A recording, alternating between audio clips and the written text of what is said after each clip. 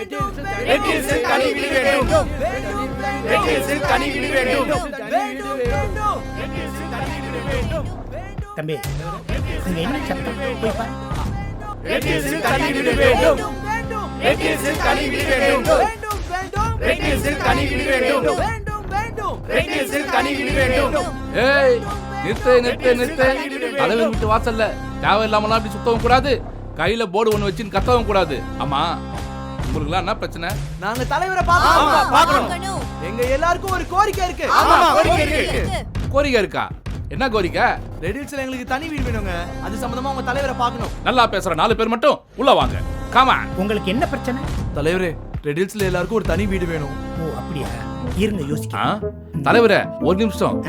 நம்ம real home golden city ரெடில்ஸ்ல 35 லட்சத்துக்கு தனி வீடு தராங்களாம்.